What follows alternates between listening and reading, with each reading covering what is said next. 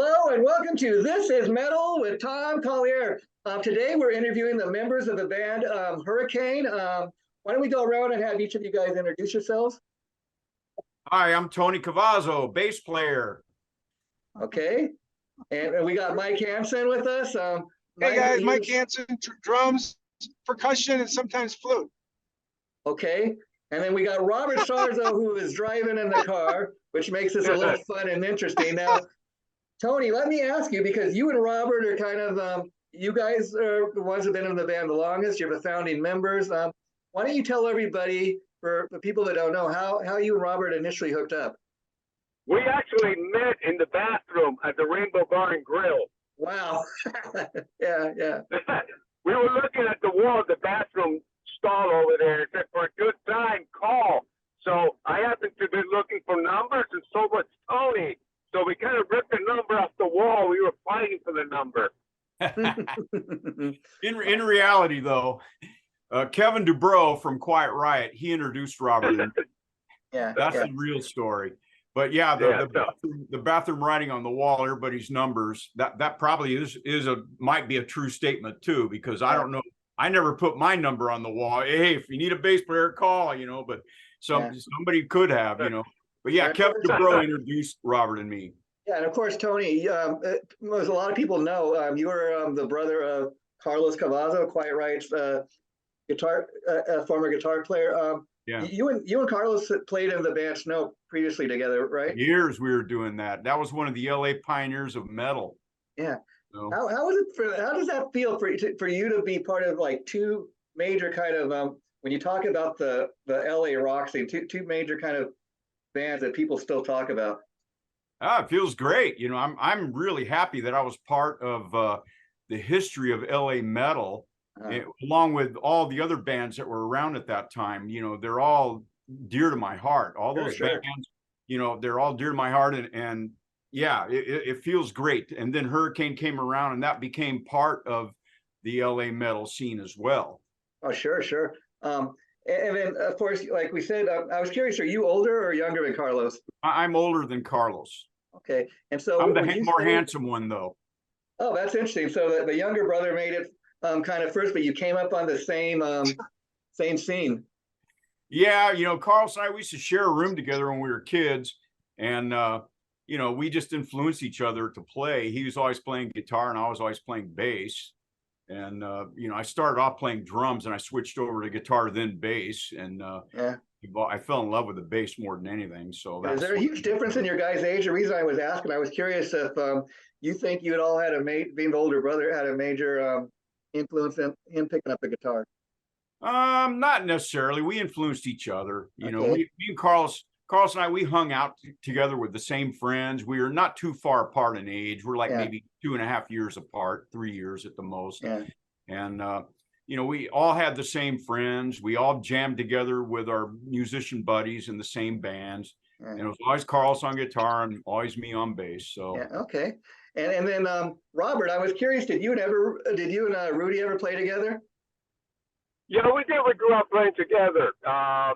And actually, there was a band called Lizard that Frankie Benelli was the drummer. Rudy was on bass. I was on guitar.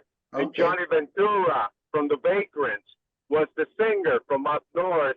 This is when we were in Fort Lauderdale, Miami. So we play a lot of the clubs down there in Florida. We were basically playing 7 nights a week till 4 o'clock in the morning. That was the scene in Florida. So you got to work a lot, and you actually got paid well. But yeah, we always played together, and we actually split up when we had a project to record in upstate New York. We all went up there, and the project fell apart. So I decided to stay in New Jersey. Okay. And Rudy asked me if I wanted to join this other band that he was going to do, playing cover music. And I said, I want to stay in Jersey because I want to really penetrate New York City, try to get some session work. This is back in 1975. Sure. So I did that. I was living in Hackensack, New Jersey, and I started answering all the ads. And I ended up working with Jimmy Iovine in the mid 70s, doing session work in New York City at the record plant. And then I did a record on Aristide in 1979 with Theo Byron, and we went out on tour in 79, 1980s with Bob Seger, Boomtown Rats. Wow, so that wow. was before Hurricane. So, Yeah. but that was the time that my brother and I, we actually split up from playing. And then Jeff Tate actually reunited us. Wow. And that was the first real national tour when we played with Jeff Tate in 2012, 13, and 14. And then I also heard a story, Robert, that when Randy Rhoads died, that you were one of the first people that was considered to take his place. Is that true? I was actually hired. I actually auditioned. Ozzy called me. I was in New Jersey, and he flew me next day. While I was in the flight, I was learning the set. When I got to LA, we went straight to a rehearsal room, and we started rehearsing. And when he came back a few days later, he had just done the David Letterman show in New York City. We went over the set, Diary of the Madman, and he goes, "If you want to do the show, you're hired." And I think, wow. "Oh, that's why I'm here." So I got hired by Ozzy and Sharon. They paid my per diem. And next morning, we were ready leaving to go to New Jersey to go and play the Madison Square Garden that week. And Sharon told me that her father had hired another person, Bernie Termay, and he flew him from England with all his gear and paid him. And he owned the record company and the management, and they had no say. So wow. So I went back to Jersey, and I went and hung out with all of them at the Garden Show, and then afterwards also. So it was just a horrible situation for what they were going through. Oh, sure. It was devastating. That was my brother's best friend and bandmates, and it's like, what do you do now? Yeah. It was horrible for them. So I moved to Jersey, and I had ready met Tony through Kevin DeBro, so we connected again. Wow. What a great story. I mean, kind of tragic that you didn't end up getting it, but you still have that great story to kind of tell. And let's talk about to Mike Hansen, the drummer now. Mike, how long have you been in the band, and how did you hook up with these guys? I've been in the band like 13 years, somewhere around there. Wow. But how I got with the band is I was playing a gig in downtown Los Angeles, and Robert and Avery, his wife, came down to see a show because they knew the artist that I was playing with. Okay. And the artist asked me out of the blue, "Oh, do you know Robert Sarzo?" I go, "Hell yeah, I know Robert, man." I go, "We actually used to share a room in Hollywood together because I used to have a band with Bob Ezrin's son, Dave Ezrin." Oh, wow. And matter of fact, Ezrin has worked with Hurricane. So I knew Robert long time, from that whole time of rehearsal mode with two bands. He had his project in there and we had our project. A lot of bands did that back then. They used to piggyback on the rooms there, Sure, and that's how it happened. Yeah. And then I go, and he goes, "Hey, I'm going to call Tony. Maybe we'll put the band together." Boom, here we are. Well, hey, Tom, I'll throw it to you. Do you want to ask any of the guys some questions? Yeah, absolutely. So I listened to all your music this whole week, knowing you guys were going to be on here. And as a president of a record company, I didn't hear one bad song. I was really impressed. The guitar tones and stuff. The one song, I think it was Hot and Heavy, reminded me of Sammy Hagar. I love that tune. I love Sammy Hagar. I loved your music. But who's the main writer in this band? I'm kind of curious. We all write, but that song Hot and Heavy was actually a Dave Menketti song from Y&T. Wow. Was it really? Yeah. I didn't realize that was a remake. We used it on the album. Nice. But most of the time, we all contribute. One of us comes up with an idea and we all bounce off that idea, and it ends up after a while being a final mix, a final song. So fantastic. There was another one on there. I'm the one, I think it was I can't read my own writing because I'm blind. Let me put my glasses on here. There's another really cool tune that I love the beginning of. I love the guitar tones in it. It was Jesus, I can't read my. I can't. Oh, I'm On to You. Yeah, that song was written by Jeff Jones. See, that's a song that the record company that we had, Enigma Records at the time, picked that they wanted us to do. They were working with Jeff Jones as a songwriter, and they picked that song, and we recorded it. And Nice. the song did really well for us, and that's why we put it back on the new album that's coming out on the 25th, Reconnected, for two reasons. One, because we want people to remember that song and that we did it, and to reconnect with you know, a new audience, you know, new people. We made it more modern sounding and a little funkier sounding. Yeah, so let's talk about the new record, Reconnected, that comes out in September. I'd seen some ads that said August 25th. Oh, I was going to ask you because I'd seen some ads that said August and some ads that said September, so I was a little confused. No, it's being dropped on August 25th. That will be online, you know, all the streaming services. I think the actual LPs are coming out in September. No, Deco's dropping September 8th. Oh, September 8th. Okay. Deco is. Deco is a great label. Deco Records is September 8th. That's what, 8th is yes. the 25th. And Escape Deco is the It's 25th. a great label. How did you guys hook up with them? Because they really get behind their artists. That's what I love about them. About Deco? Yeah, I mean, you know, I've worked with them, you know, getting some great interviews over the last couple of years, and they seem to really push their albums and their artists, and I like that about them. Yeah. I think that they're really pushing us pretty good. But Robert, he's the one that kind of gotten hold of Charlie. So Robert, you tell him the story.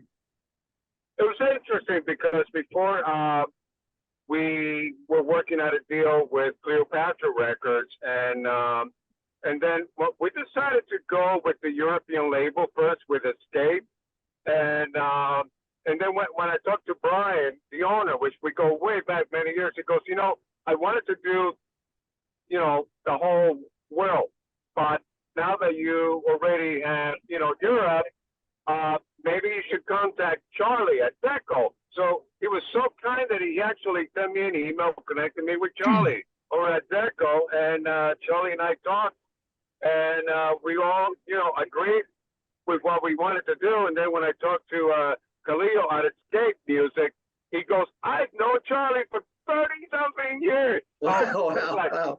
There's the whole family, you know, reunion.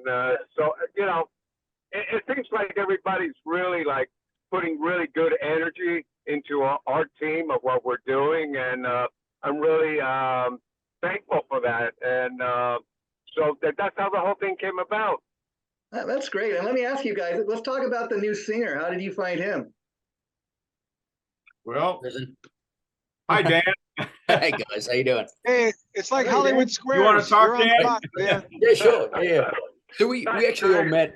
We actually got introduced through a mutual friend of ours, Andy Freeman, who I worked with here in Vegas. And he was actually singing for Hurricane at the time, and I think they had the M3 Fest coming up, didn't you, in 2021?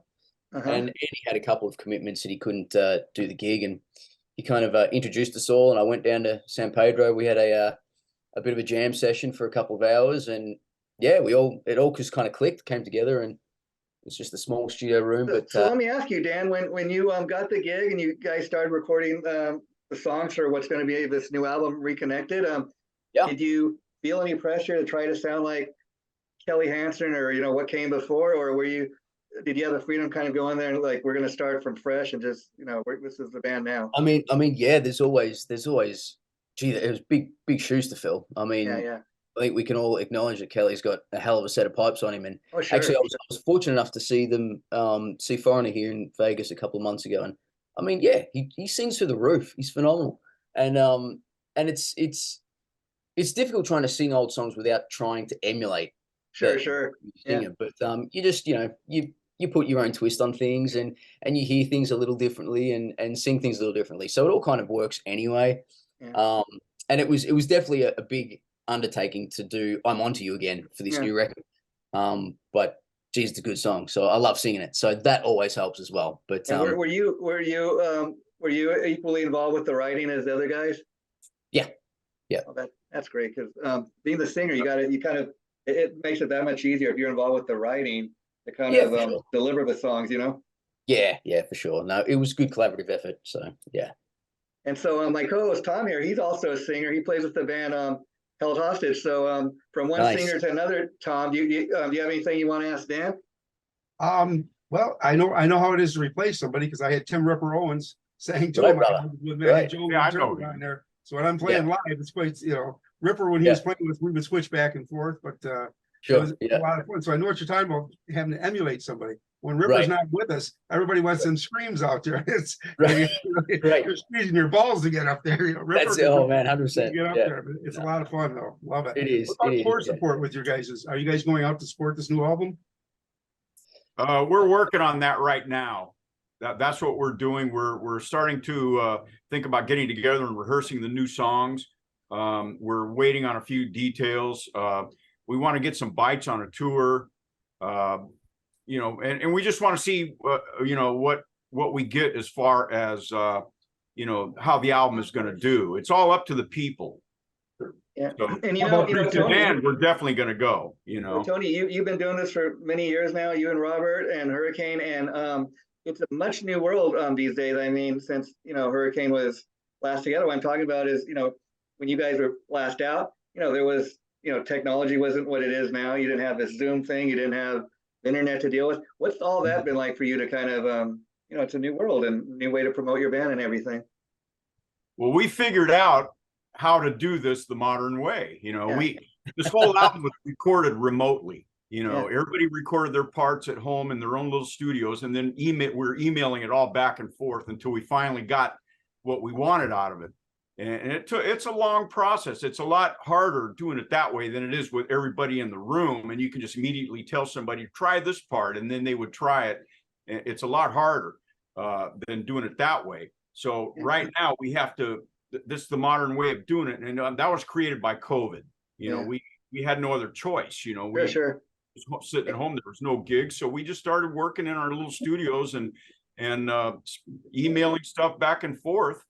Yeah, and it's cool, Tony, the album's not even out, and it seems like people are really responding to this stuff favorably. I mean, and the fact you got a new singer, people seem to be loving the new sound, and I think that's really just a kick-ass thing, Well, it's been long overdue. We've been waiting to do this for a long time, and we finally got all the planets to line up to be able to do it.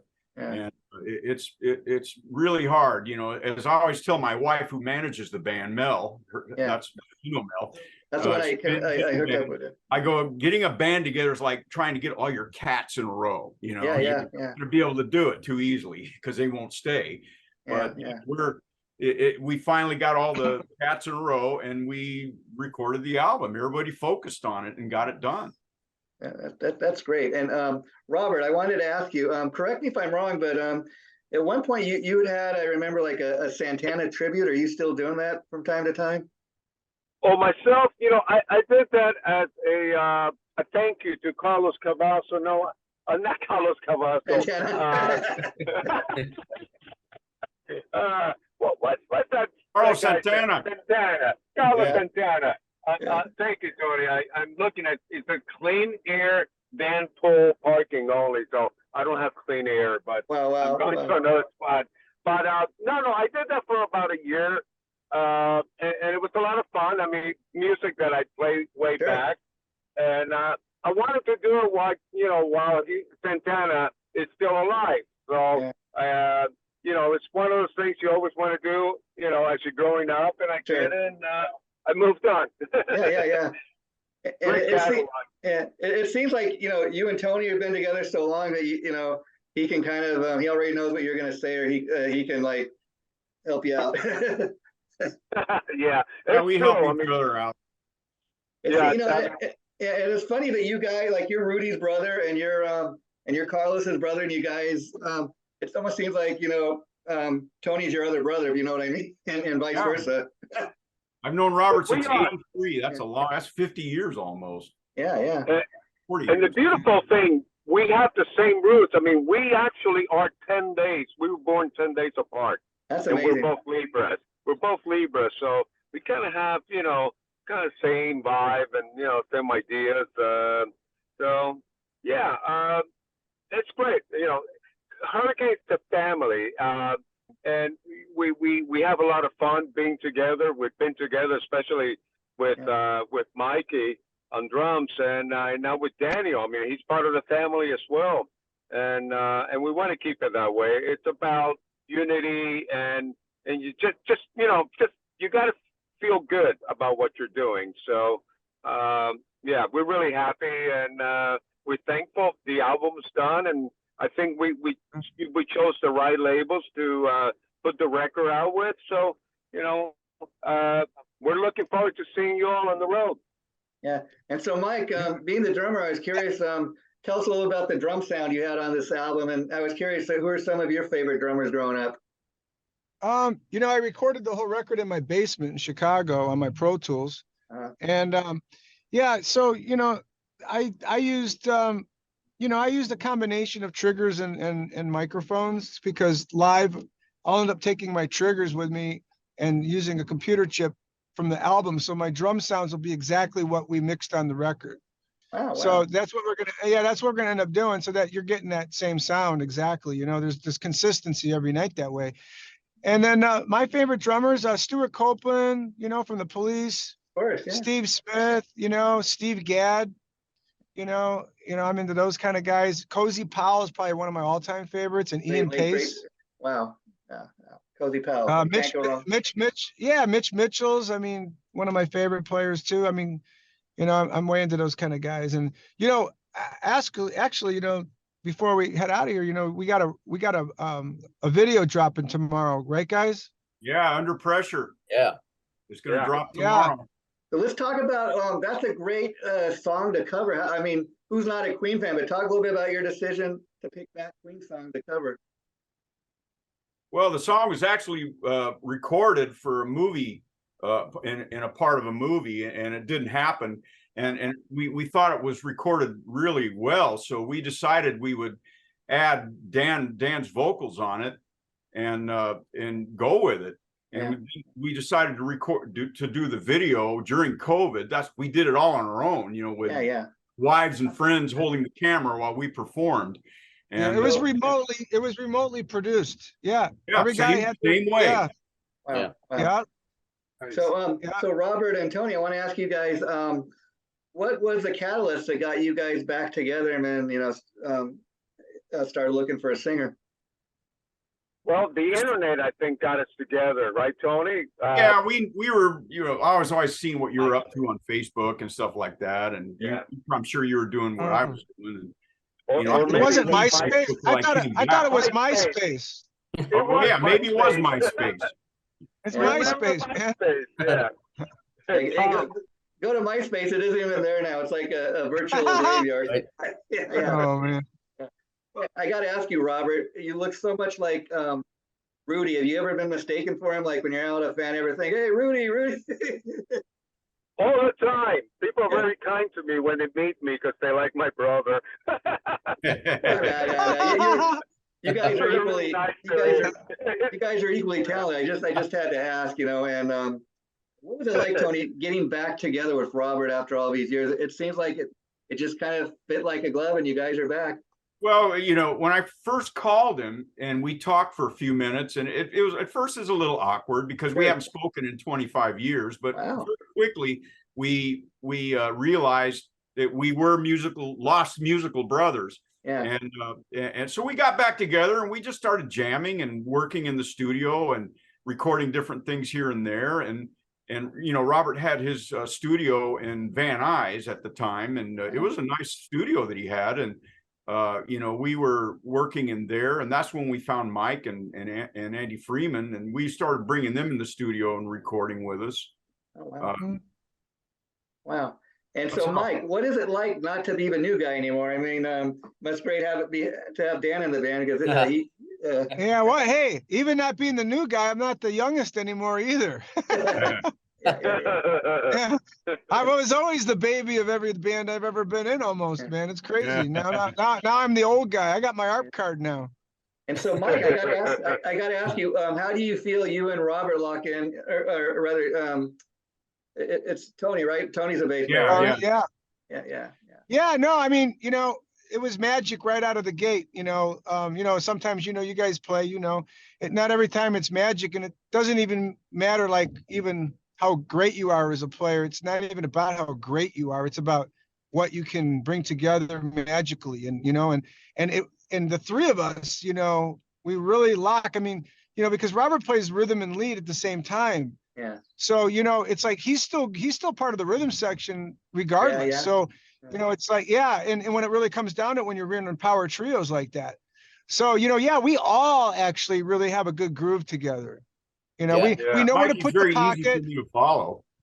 So Dan, now that we got you back, Dan, I want to ask you, what is it like being the new guy in the band? I was asking Mike, it must be great having Dan in the band because you're no longer the new guy. Right. No, I'll take that one for now. Look, it's great. I mean, like I said, that first rehearsal was easy to fit in. And I got to jumping on the back of what Mikey was saying too. The sound, we were in this small studio, and the sound that those three were creating, and just how tight they were. Yeah. I was like, this is what it's all about. This is unreal. They maintained that massive hurricane sound, just the three of them, and I was like, this is really cool, really tight, and it really just worked. It really just fit. So, look, I'm happy to carry the new guy mantle for a little bit, and then we'll see what I mean, get done. Neil Peart was still the new guy in Rush after 40 years. Right. Right. Exactly. Yeah, that's it. Right. So Tom, I'll throw it back to you. Anything you want to ask the guys? Well, I mean, this band has you're so rich in history. I mean, I was like, Doug Aldridge was with you guys. I mean, it's just, I was impressed with everything. I got a chance. I actually played the Metal Hall this year and got a chance to meet Doug and Rudy and everybody. My band played out there. We're playing again next year, but this band, I'm just so blown away by how much history is here, and just seeing you guys. I can't wait till your new album hits, and I'll be the first one probably to buy it because I'm a big connoisseur of music too. Oh, yeah, good. In fact, I'm an old school guy myself, like I'm sure all you guys are. And I thank bands like Hurricane for being around and still putting out like not just a 4-song EP, not just a new single, but a whole album worth of kick-ass music, Thank you, man. I mean, that's kind of, we had to. Kind of working with the title of the album too. That was, I think Tony mentioned it before, but just Reconnected. It was us reconnecting as a band again, as well as with the fans, and just getting this album done and out there again. That's the perfect title, Reconnected. I mean, I don't even have to ask why. I mean, even though you got a couple new guys in the band, Robert and Tony are back together, and the band is back better than ever. So let me ask you, Robert or Tony, I always love to ask, Hurricane, I love a name. It's kind of simple, but how did you guys come up with that? I grew up in Miami. What's that? Yeah, well, Tony and I, we were trying to come up with names when we first, connected, and one of the names that I brought out was Hurricane, and it was like, oh yeah, Hurricane, that's a strong force. Being from Miami, I did go through a lot of hurricanes, and I may be going through another one here on Sunday. They tell me, yeah, that's what I was hearing. Yeah. So it's like, wow, and I'm on a boat. I live in a boat now. So so that's how the name came about. Robert, stranger things have happened. I remember last year being, I live in Los Angeles too, being on my way home from work, which I work in Anaheim. You would not believe, like, hail in Los Angeles. Yeah, it does. It's kind of crazy sometimes. Yeah. Before we wrap it up today, me and Tom really enjoyed having you, and you guys are welcome back anytime. Maybe once the album's out a little bit and get a chance to kind of live with it. We'd love to have you come back and talk. Before we go though, I'd be interested in asking each of you guys, like, what is something you think that most people would be surprised to learn about you, or maybe don't know? About Hurricane? Well, about anything, like a little trivia fact or something as an individual.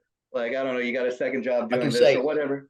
I can say the first instrument I picked up when I was a kid was the violin, which is I wish I stuck at it a bit more. That's for sure. Because you should have. It doesn't come in that handy when it comes to a rock album. But we'll see. Let me tell you, there's this chick. She's known as the Violution. She's a killer metal violinist. It's cool. Right. We'll see what happens on the next record. Yeah. I played the saxophone when I was in the 5th grade. Hey, there you go. Well, Ronnie Dio was a trumpet player, and so there you go. How about you, Mike? Anything? Me, I marched for Ronald Reagan's inaugural. Oh, that's cool! Wow, way to go! Yeah, it's amazing. Well, I don't know about you, Tom. I'd like to thank the guys for taking part in the interview. It was great. I love. What made this so much fun is everybody in the band took part. I love that. Well, we're like brothers, Uh-huh. Yeah. But Great I interview, just want to guys. say, Thank you, Dan, guys. Tony, You know, huh? Robert, Mike, thanks for doing this. Like I Thank said, you guys you. are welcome back anytime. Thanks for So having thanks. us. The interview probably going up about maybe a week or two. I'll let you guys know. I'll let Melissa know as soon as I have a date for it to go. Probably in about 2 weeks. Yeah. Thank you, guys, and good luck with your new album, man. Good luck Yeah, with the keep new an eye album. out for Under Pressure Tom. tomorrow. Thanks, Tom. Yeah, Yeah, check out like Under Tom Pressure. said, I'm gonna I buy the definitely will. album. Thanks, guys. Awesome. Bye. Thank All you, right, guys. thank you, Appreciate it. guys. Thank you.